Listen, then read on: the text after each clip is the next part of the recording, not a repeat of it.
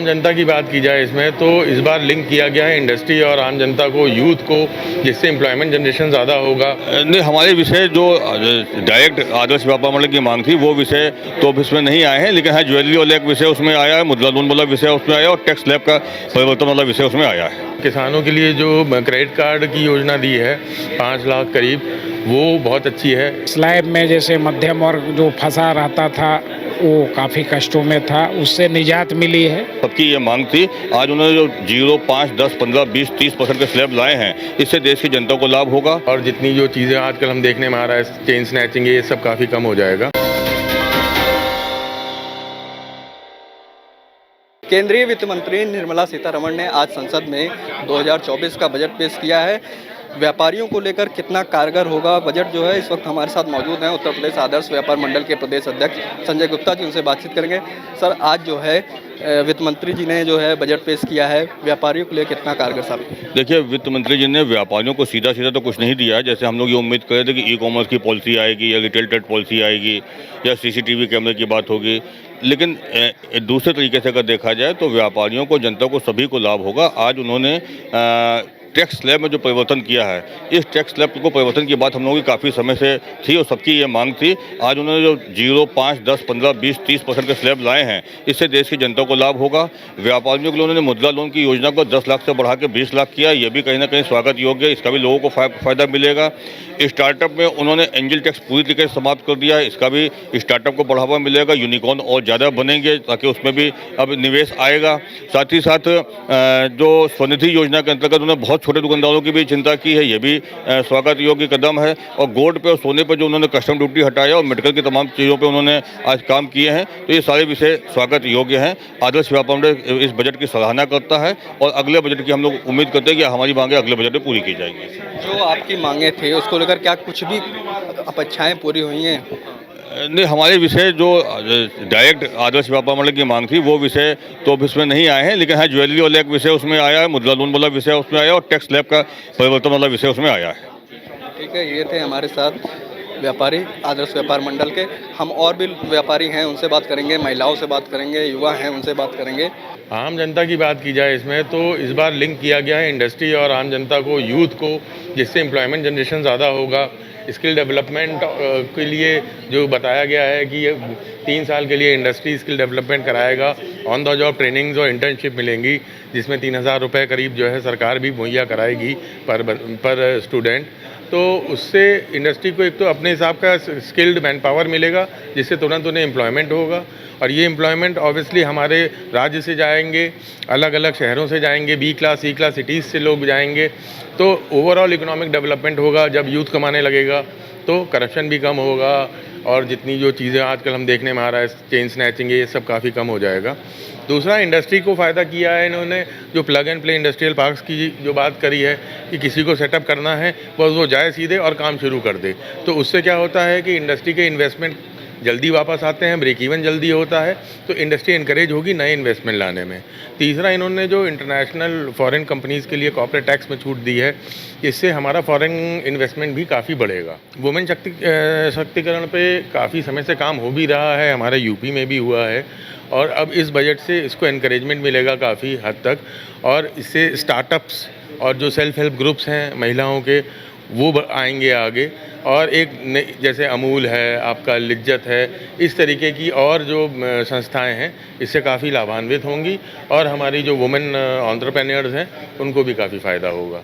सब किसानों को लेकर जो है, किसानों को कितनी राहत मिलेगी, क्योंकि लगातार किसान जो है मांग करते रहते हैं, उनकी कई समस्याएँ हैं, उनको लेकर जो है बजट से कितनी राहत? इसमें जो इन्होंने किसानों के लिए जो क्रेडिट कार्ड की योजना दी है 5 लाख करीब, वो बहुत अच्छी है। इसे कम से कम नहीं तो 15,000 करोड़ रुपए का इन्फ्लो होगा किसानों के ऊपर। और जो नई खेती पे जोर दिया गया है, ऑर्गेनिक फार्मिंग पे जोर दिया गया है, research and development and innovation पे जोर दिया गया है, तो उसमें हमारे जितने भी ICR इंस्टीट्यूट्स हैं, एग्रीकल्चर इंस्टीट्यूट्स हैं, वो नए नए इनोवेशंस करेंगे, नई पद्धतियाँ इस्तेमाल करेंगे, जिससे हमारा प्रोडक्शन बढ़ेगा। जब प्रोडक्शन बढ़ेगा तो हमारा किसान उस लायक तक हो सकता है आने वाले लॉन्ग टर्म में कि वो एक्सपोर्ट करना भी शुरू करे यहाँ के फल, फूल, सब्जी।